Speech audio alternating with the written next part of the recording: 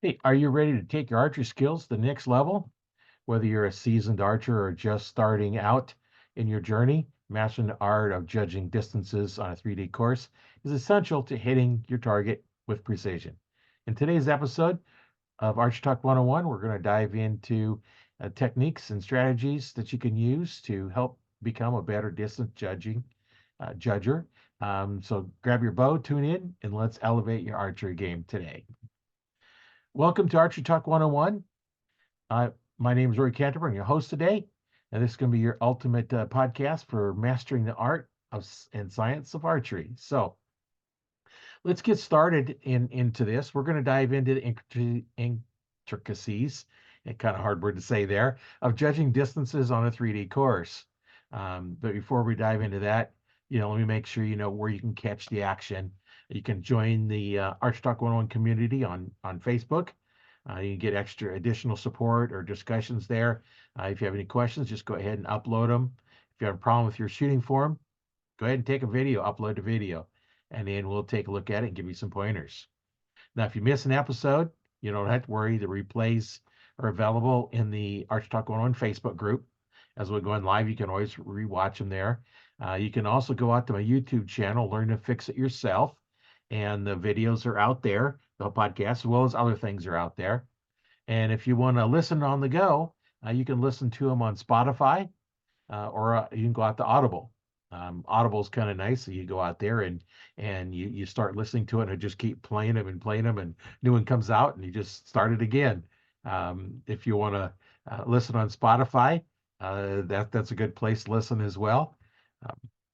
I can track who watches in there. I can't do it on Audible, but anyway, it doesn't matter as long as you listen to it. And if you have questions, just ask us. So let's get into the first segment we want to talk about here, and that's learning how to judge yardage. Now, first, let's tackle the question: what is the best way to learn to judge yardage, accurately on a 3D course? Well, learning to judge distance effectively is a dynamic setting, requires a multifaceted approach. Some of the things that we're going to get into here is some of the different approaches. You can have practice drills. One of the things you do is you get a practice. You're going to incorporate specific practice drills into your routine, such as setting up a mock course with varying distances and targets. For example, one drill you could try setting up 5 targets at different distances and estimate the yardage before measuring it with a rangefinder. Just set them up, walk back, and then just judge them and shoot them. And then you want to verify it. Now, if you've gone through some of their stuff on how to judge what is 20 yards, as you're walking back, you're going to be kind of counting them, your steps, so you kind of know where it's at. But, just set him around, walk around so you can't get that in there, so you don't really know, what the distance is, and then just stand there and take a look and see. Another drill could involve blind shooting, where you close your eyes, estimate the distance to a target, then open your eyes and see how accurate your estimate is. So what you do is you're going to look at the target, close your eyes, and then mentally think, okay, that is this distance. Open them up, and then go through what you need to do to verify what it is. And then go ahead, if you're out shooting, go ahead and shoot what you estimated with your eyes closed and shoot and see where you're at. And you kind of go through, that routine, and that'll get you used to looking at it quickly. You let your mind judge the yardage, so you're not thinking, okay, that's 10, that's 20, that's 30. That'll help you getting a little bit better at judging without having to think about what you're doing. One of the things you do is you use some visual aids while you're developing your visual estimating skills.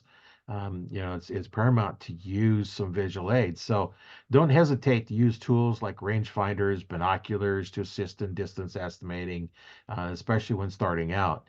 For example, when using a rangefinder, aim it at the distance to the target to determine the exact yardage. Then practice estimating the distance to similar targets without the rangefinder. So I like to do this where I'm going to judge the yardage and then verify it with the rangefinder. Now, if I'm out shooting, I'm going to judge the yardage, make my shot, and if I didn't shoot like I wanted it to, range it and see where I was off. So that forces you to get better at doing. You don't depend on the rangefinder.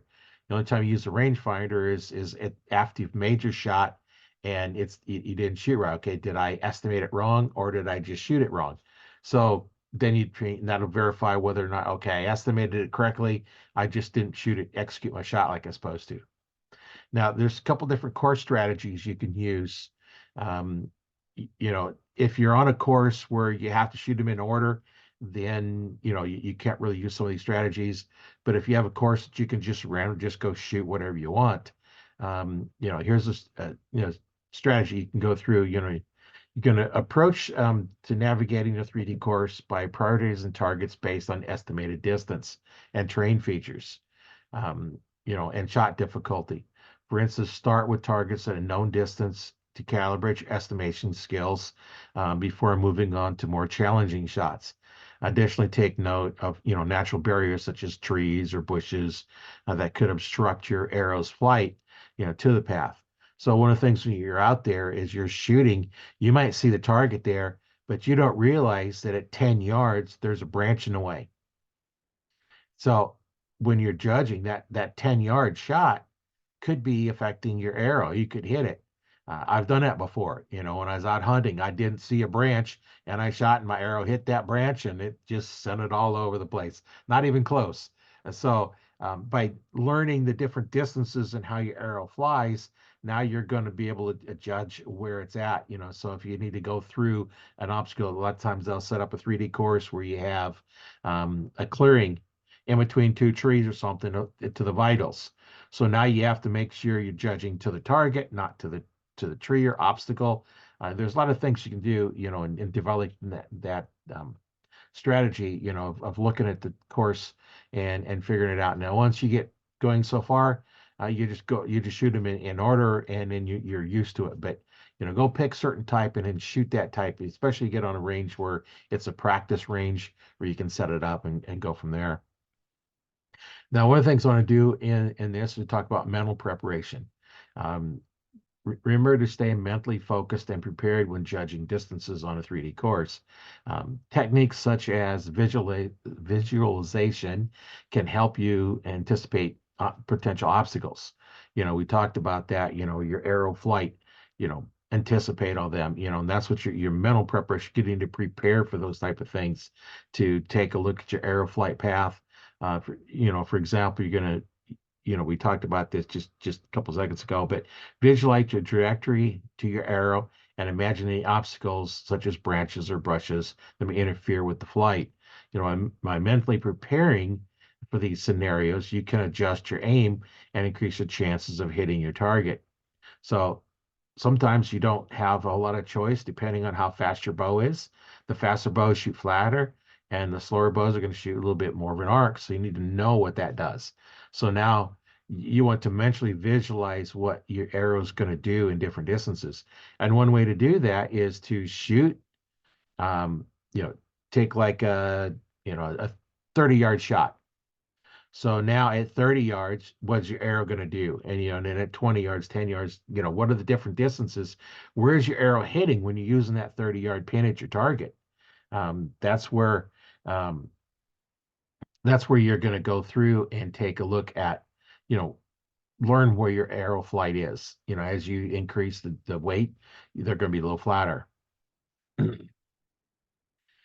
Now let's go on to the next segment. The second segment in this one here. Um, we're going to talk about the effects of shooting uphill and downhill on yardage estimate. That's where a lot of archers have a lot of trouble because we're all used to practicing on flat ground.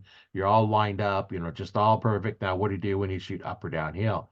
Well, your form is your form, from the waist up. So if you're shooting uphill, you need to bend back to lean up. If you're shooting downhill, you need to bend at the waist, bending down. Because if you drop your arm or raise your arm, that changes your draw length, that changes everything in your whole form. So let's get into discussing that a little bit more. When you're shooting at that target, it's going to appear closer or further away. If you're shooting uphill, it's going to seem like it might be closer.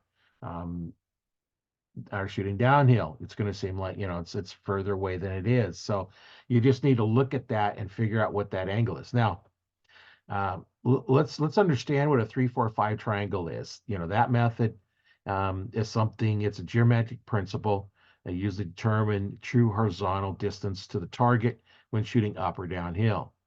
You know, in a right triangle, the sides ratio is 3-4-5, which means that one side measures 3 units, and then the adjacent side is 4 units, and the hypotenuse, which is the side opposite of the right angle, measures 5 units. Now, how is this important in archery? Well, stay tuned here. We're going to cover that and make sure you understand, how to apply that principle in there. Uh, you know, Carpenters use that to determine, triangle whether something, two boards meet at right angles. Archers can apply the same principle to determine the horizontal distance to a target when shooting in uneven terrain. By visualizing the 3-4-5 triangle, archers can calculate the true horizontal distance and make accurate adjustments to their aim while shooting up or downhill. An example of this is I was on top of a hill. The trail was down the hill. I don't know how far it was, but it's quite a ways down the hill. And I was in the ladder stand, which is another 15 feet up.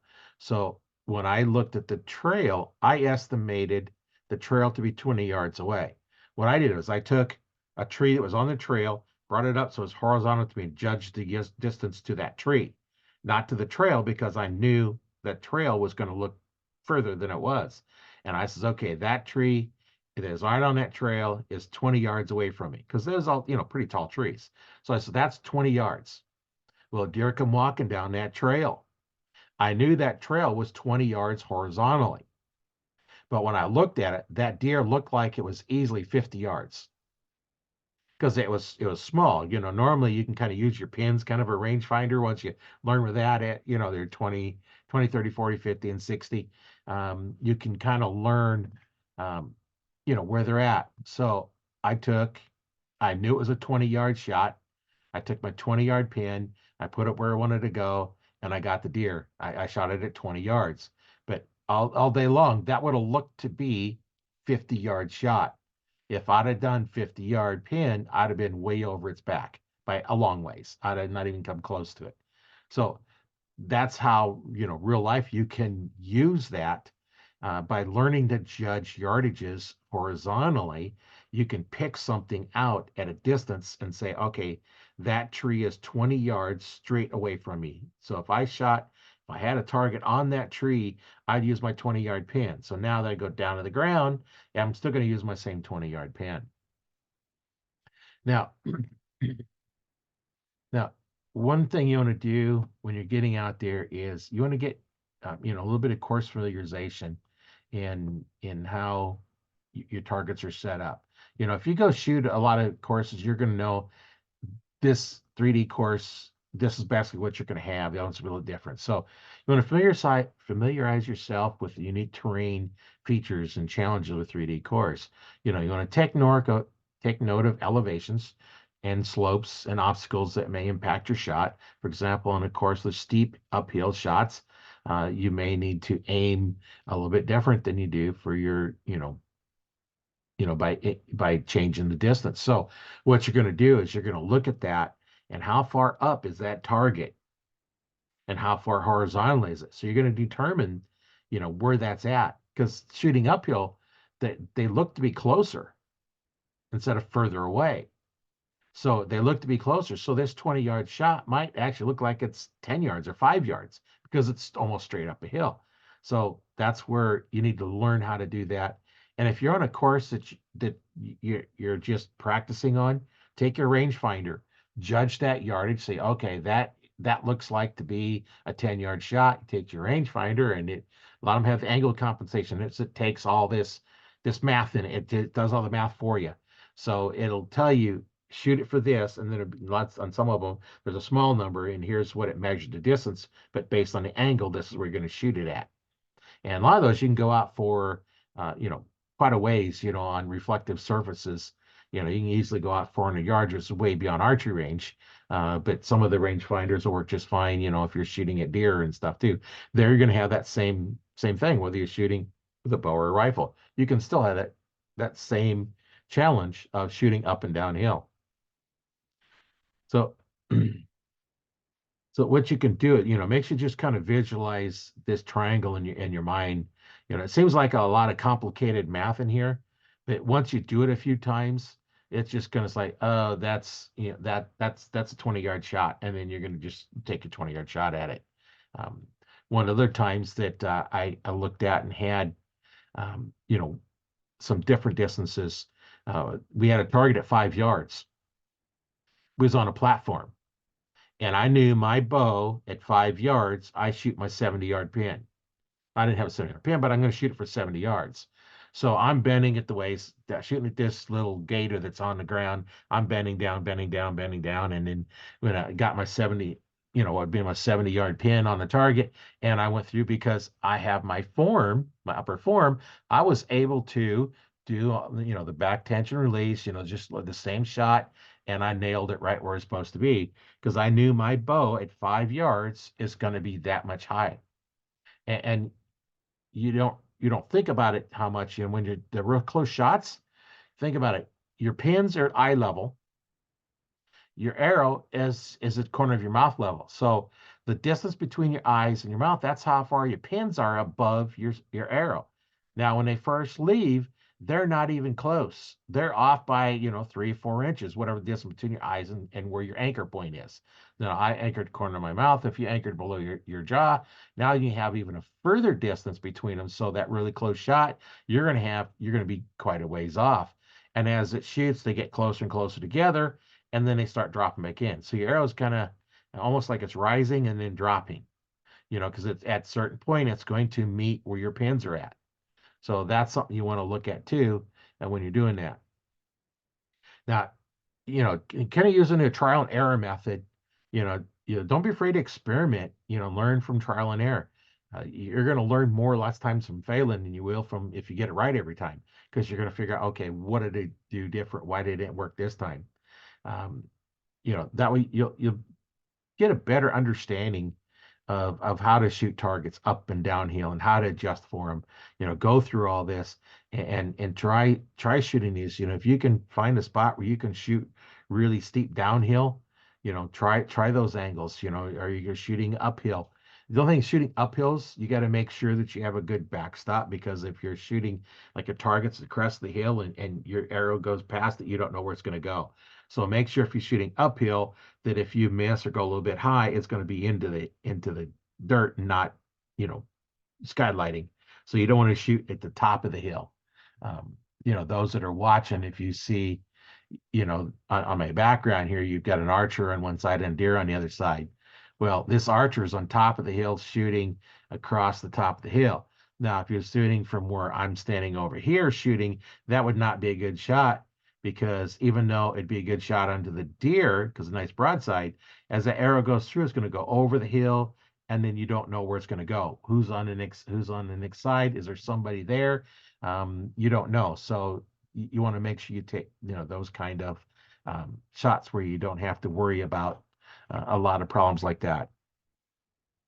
So by understanding and applying the 3-4-5 triangle method, along with familiarization, familiarizing, that's a hard word to say sometimes, yeah, yourself with the course terrain and practicing adaptive techniques, that's essential for accuracy and consistency in shooting a 3D archery course. So what you want to do is make sure that you practice, and if there's any questions you have or anything, just make sure you let one of us know. So that's going to kind of wrap up today's episode of Arch Talk 101. I'd like to thank you for joining me. My name is Rory Canterbury. I'm your host today. We've covered the fundamental aspects of distance judging on a 3D course, from practice drills to environmental factors, adaptive techniques for uphill or downhill shots. Or remember to incorporate this into your training, so that you have a lot of different things that you're going to test. And just remember, you can catch this live on Arch Talk, or on the Arch Talk 101 Facebook group, as well as you can catch the replays in the group, as well as if you want to listen to the video or listen to the podcast, you can go out on Spotify And then there's a couple of places that it sends it out to, or as well as Audible. You can catch them there. Then you can also go out to, like I said, go out to Audible and just search for Arch Talk 101. And then you'll see it pop up. You'll see my little image in the background with the kind of a reddish, kind of gray sky. And then the archer is silhouetted up there with a deer. If you see that picture, then you know you're on the right one. And just go out there and do that. You can always go out to Learn to Fix It Yourself, my YouTube channel, and you can watch them there as well as other things out there. Have a lot of other things out there.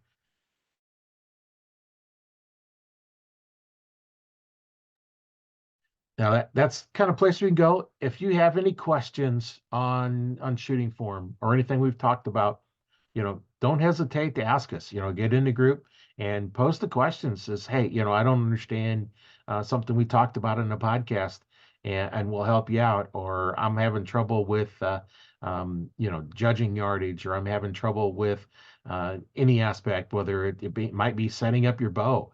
If you're having problems with setting up your bow or have any questions, get out there and post a question. There's probably enough of us out there that have seen that problem that we can probably handle some of a solution for you. Now, on some of the brand new bows, you're not going to find as many people that have a lot of experience with them because they're just brand new. Um, I don't have any of the brand new bows. My bows are kind of old from I got a 2001 and 2003 PSE, and then I have a Bear. I forget which one it is, but it's a 2016, I think it is.